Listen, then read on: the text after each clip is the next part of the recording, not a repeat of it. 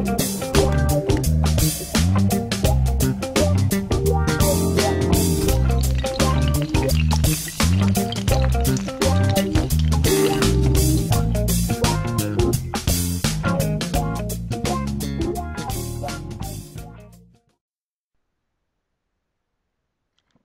again, everyone. Thank you so much for joining in again. I'm excited. I'm very, very excited. Welcome to Tea Chat with Raquel. I'm Raquel, and of course, today, what am I having? Yes, another cup of my delicious tea.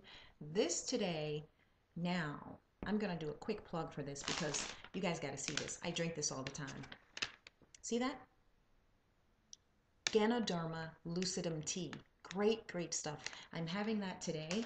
Comes in the little singles packets. You hear this? Here, listen to that.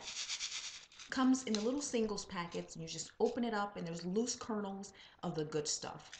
It's a mushroom from North America. Very, very healthy stuff. Very delicious. You have to acquire a taste for it, but it's good. I flavored mine with a bit of mango, and it is delicious. So what are you drinking today? Hopefully you're having your favorite drink. Hopefully healthy. I'm into the herbal stuff, but hopefully you're having maybe some coffee, decaf, some fruit juices, organic, and some of the good stuff. But I'm enjoying some of my lucidum today, my Ganoderma, and it's delicious. So cheers, and we're going to dive right into our current events for today. Great stuff. Guys, I'm telling you, what is really going on? I have so much to cover today, and I'm gonna just dive right in there so that I won't be constrained for time here. Wow, I have over 8 topics that I need to discuss, all in detail. I'm gonna try and be quick. I'm gonna try and be brief. But if you've seen my my last show, I talked about the papacy, the Pope, the election of the Pope. We're going to dive right into those issues as well. We're going to go over, so many things. So many things are going on in our world. And all I can say is what is really going on, guys. Thank you again for tuning in. You're not going to be sorry you did. I want you to give your comments. I want you to subscribe to my channel. I want you to keep watching because things get better and better. Our world is, wow. That's all I can say is wow. I'm going to go into some of these things. Let's just dive right in. Let's just dive right in. While many Americans worry about drones in the sky, I know all of you have been worrying about drones in the sky, tapping in on our private lives. Guys, it seems these days that that's the least of our worries. Our schools, yes, right, our schools have already been infiltrated. Infiltrated with what? Well, say goodbye to your children's privacy. Say hello to an unprecedented nationwide student tracking system. Yes, I said that. Student tracking system. What in the world? Okay, this is under the banner of Common Core. Now, I want you to look this stuff up because I don't want you to think that I'm just saying stuff just to be saying stuff or saying stuff just to make the show worthwhile. I want you to look these things up. As I talk about each of these topics, I want you to look these things up. I want you to make yourselves informed. Guys, things are happening in our world that we need to know about. We need to be informed about. A student tracking system? Are you kidding me? Listen, it's under the banner of Common Core. It is a plan to track individuals from birth through their participation in the workforce. How does that help education? I don't get it. Listen, these systems will aggregate massive amounts of personal data, healthcare histories, income informations, religious affiliations, voting status, and yes, even blood type. Could someone really tell me what's going on here? This is amazing to me. This is absolutely amazing. And homework completion. It's going to track the homework completion of each student. How exactly does this really, in your opinion, I want to hear from you guys about this. How does this help? How does amassing and selling, oh yes, they're going to sell this information. This data is going to be sold. Tell me, how does this help better education in any way? It doesn't. It simply doesn't. But just so you're aware, look this up, make yourselves informed about this. A student tracking system is in play. This is what our world is right now. We're worried about drones in the sky. Yes, that's something to be worried about. But guys, I just want you to, one reason I've done this show is because there are so many people, not all of you, but most of the people, I think it's hilariously ridiculous that so many people worry about, I don't know, what's going on American Idol. What is Nicki Minaj wearing? What? Guys, come on. Our world is going to hell in a handbasket right now. Seriously. We have drones in the sky. We have all these things going on. When I get into the rest of the stuff, you're going to say to yourself, what is really going on? You're going to need a cup of tea before all this is over. Matter of fact, I started to get some chamomile to put in here. I usually drink chamomile at night because it kind of soothes me. I need that right now before I get into most of these topics. But thank God for the mango flavored Ganoderma lucidum. Guys, a student tracking system. I want to know your opinion. Please comment below concerning this. Read more about it. Again, look it up. It's under the guise of Common Core. Student tracking system. I never heard of such. And how does it benefit education? Okay, let's move on because I'm going to give out of time. I have so much to say on each topic and I don't want to take up a lot of time. Guys, let's move on. Let's move on. Again, if you saw my last T-Chat show, you know that I left off talking about the Pope and the election of the popes. Well, it's the biggest official news in the world right now, the upcoming conclave. The Vatican wants a new pope to be elected and actually seated before the Passover. Yes, that's before Easter or March 20th. They want the pope to be in place and be seated.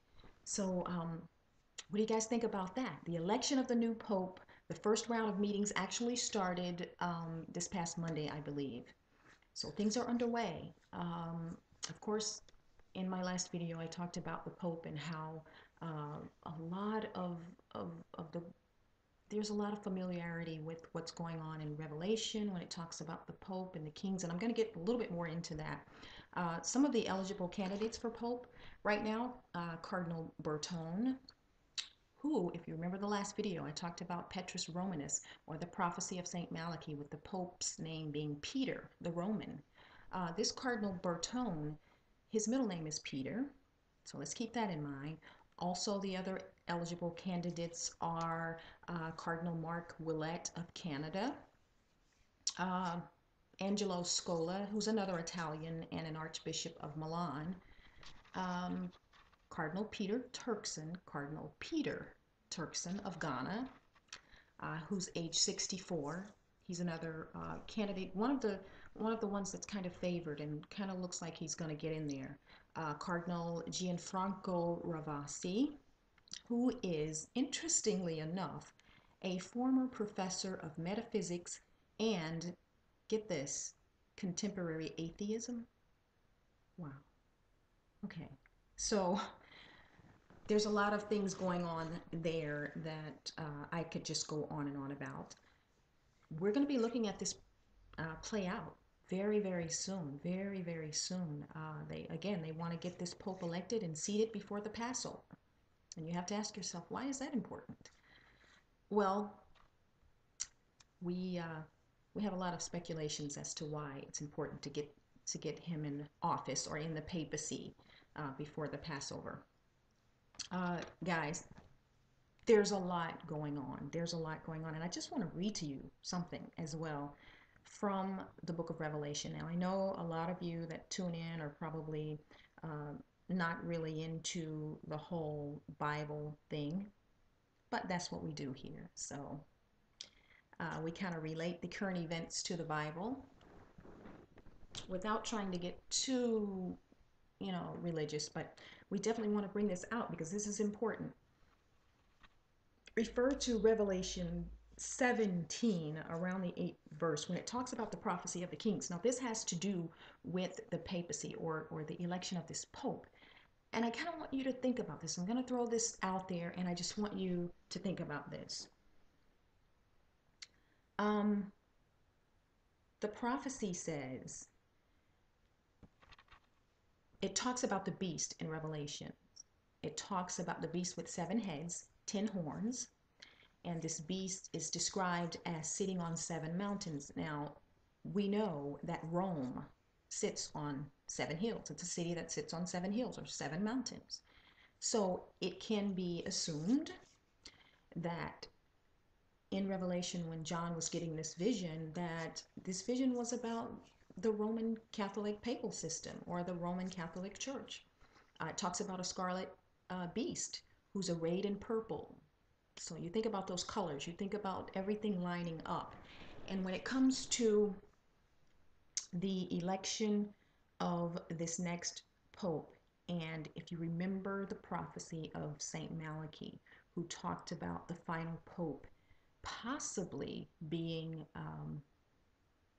coming from something not so good, we're going to say false prophet, or the next pope, definitely the 8th pope being the last pope. And of course, as you know, Benedict the 16th was the 11th pope, who's now resigned, and we're looking for the 8th pope. Now, I want to read this to you because this is very important, and I thought it kind of stood out to me. I want to find it here very, very quickly. I'm kind of going through my notes here. Okay, let's see. It talks about in Revelations the 8th king. It talks about the 7 kings, actually. Now, if you look back at the kings, it says 5 are fallen, 1 is, and 1 will rule for a short time. And the beast that was and is not, even he is the 8th, and is of the 7th, and goeth into perdition. Now, sounds confusing, but think about this. Look at the lineup of the popes. You have five are fallen, which are dead. That would be Pius the 11th, which was in 1922 to 1939. Okay, that's 1. You have Pius the 12th from 1939 to 1958. That's 2. And the reason we start with Pius the 11th is because the Lateran Treaty started in 1929, and that's when they started with the kings or the popes being elected. So you have the first, Pius the 11th, the second, Pius the 12th. John the 23rd from 1958 to 1963. This is the 3rd king. Revelation talks about the 7 kings. Then we have number 4, Paul the 6th from 1963 to 1978. He's the 4th king. Then you have John Paul the 1st in 1978, who only reigned for 33 days. He would be the 5th king. Only reigned for 33 days, though. Then we have the 6th king, which was John Paul II, the well-beloved John Paul II, from 1978 to 2005. And of course, we know he was seriously wounded in 1981. He was the 6th king. Then Revelation goes on to say, 1 is, which was John Paul II, and the next one would rule for only a short time, which turned out to be true. That would be Benedict the 16th. He ruled only for a short time. As we know, he's the 7th king. He retired. Then it goes on to say, then the 8th king, this is what Revelation says, and I want you to check it out for yourself. It says that the eighth king will be the beast that was and is not.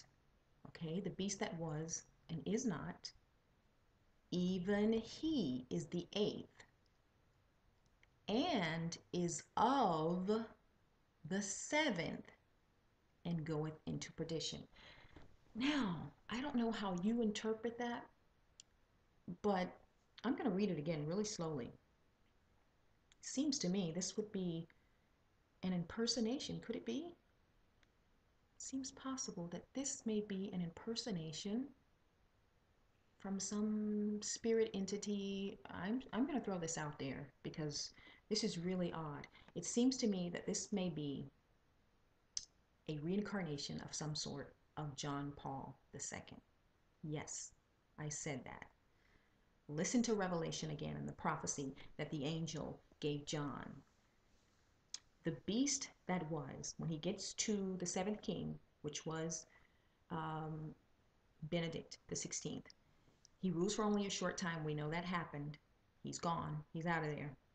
The beast that was and is not, even he will be the eighth. And he is of the seventh. Who was the seventh king that I just mentioned, or the seventh pope? John Paul II. That was the one. Now, it's really baffling. It's there's a lot going on here. The seventh king from the bottomless pit. So, or the eighth king, I'm sorry. These, I want you to look that up, and I want you to really make yourself familiar with that. And there's a lot going on, guys. There's another thing that's really weird that there is a 24-hour webcam at the tomb of John Paul II. 24-hour webcam. You can actually go online and you can sit there if you have nothing else to do with your time other than watch a tomb. You can actually sit there and look at this live webcam at John Paul II's tomb. Why? Why are they doing this? And they kind of make these visuals to his tomb, and every now and then you'll see priest going in to have prayer. And also, it was discovered a vial of his blood. This gets really creepy, guys. A vial of John Paul II's blood was kept after his death. They never did that for any other pope. What is really going on? This is the kind of stuff I want to talk about, guys. I want your opinion. I want you guys to read Revelation, line these prophecies up. I mean, it all makes sense. It makes perfect sense when you read the scripture. You may interpret it different than I've interpreted it, but I definitely want you to read into that. I don't have time to go into it the way I really want to go into it, but I just wanted to throw that out there. We're going to discuss it. I'm going to keep discussing it. I want your opinions. I want your feedback on that. I'm going to try to move on because I have at least 4 or 5 more topics to go over. I want to move right out of the papacy here for a minute, and I want to go right into Obama's trip to Israel. Okay, I'm going to try and be really open-minded, and I respect our president, of course. The office is respected by me, and you should as well. But I just want to put this out here because it's current news, it's current events, and that's what we want to talk about here. I need to take a sip because I really want to talk about this. Okay, this topic. Obama's trip to Israel. I know you probably all have your feelings about that. He's supposed to be going to Israel 5 days before the Passover. That's right, 5 days before the Passover. Why is that? Why is that important? Why is that worth mentioning? Well, Jesus went 5 days before Passover. So he's going to Israel on the same day that Jesus went. And Obama is bringing a peace agreement. Yes. So, what do you guys think about that? It's interesting. I'm just saying his timing is very, very interesting. Um, he's going to be meeting with Netanyahu about three things. He's going to be discussing three things on this trip. He's going to be discussing the Iranian nuclear threat. He's going to be discussing the implosion of Syria, and he's going to be discussing the Israeli and Palestinian peace process. Those are the three things that when he meets up with Netanyahu, he's going to be discussing on his trip to Israel. Again, 5 days before the Passover. I'm not sure why he chose that date. Why do you think he chose that date? Why do you think Obama chose to make, out of all of the other dates, he chooses the date that happens to be the same time period that Jesus made his trip on the donkey? He made his peaceful march, if you will. Now, if you really want to get technical, Obama will basically, figuratively, be going on a donkey. Democrat. Okay? So, anyway, I'm not going to get too out there on that. I'm just going to leave that thought in your head right now. Okay? This peace treaty or whatever, we know that Daniel, the book of Daniel, speaks of the peace, the abomination of desolation, standing in the holy place. You need to be aware of these things. Obama's going to be taking a kind of peace agreement. Let's look at this peace agreement. Now, this is going to be really, really shocking to you. And again, guys, do this research, look this stuff up. Just know that I'm not just making stuff up here. I may interpret things a bit different than you, and that's okay. I want to discuss. I want to have your feedback. I want to have your comments.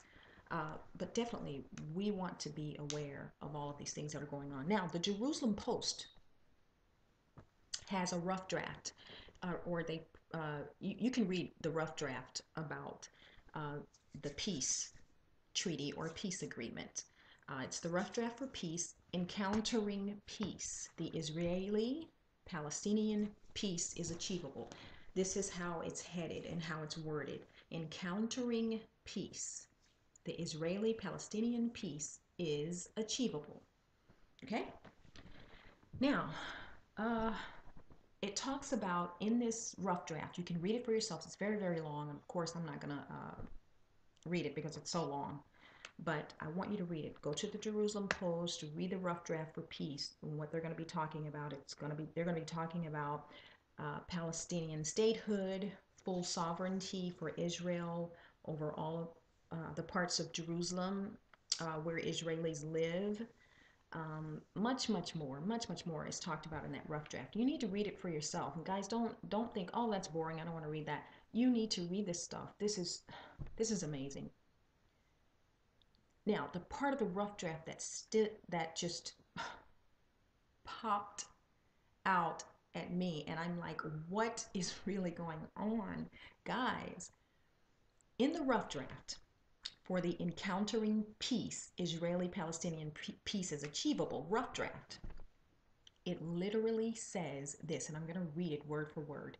It says, this arrangement, talking about the Palestinian statehood, the full sovereignty for Israel over all of the parts of Jerusalem where Israelis live, it goes on and on, much more, and it talks about, and then it says, this arrangement can hold, I'm reading to you verbatim here, this arrangement can hold at least until the Messiah comes, who can then, yeah, I know, right?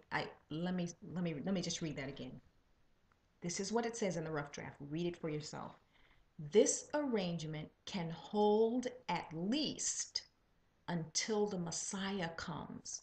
Yes, you heard it right. Until the Messiah comes. Then it goes on. Who can then make changes if reality allows it? What is really going on? Okay, guys. I don't know. Maybe I just get too worked up about this stuff. But Like I said earlier, you need to get worked up about this stuff. I mean, if you're into the Bible, if you're into Bible prophecies, you know that everything is just lining up, guys. We are close to the grand finale here. We really are. Um, this is what it says. The arrangement can hold at least until the Messiah comes, who can then make changes if reality allows it. I'm going to leave that right there. I'm going to let you do your own research. I'm going to let you comment, ask all the questions you want. I'm ready for your questions. I'm ready for your feedback on this. I just want to put it out there so that you're made aware. Let's move on. I mean, these things are lining up like bam, bam, bam, bam. One thing after the other. Guys, a swarm of locusts in Egypt. I know you've heard this. A swarm of locusts. Okay, with the Passover approaching, Egypt is being hit with a swarm of locusts.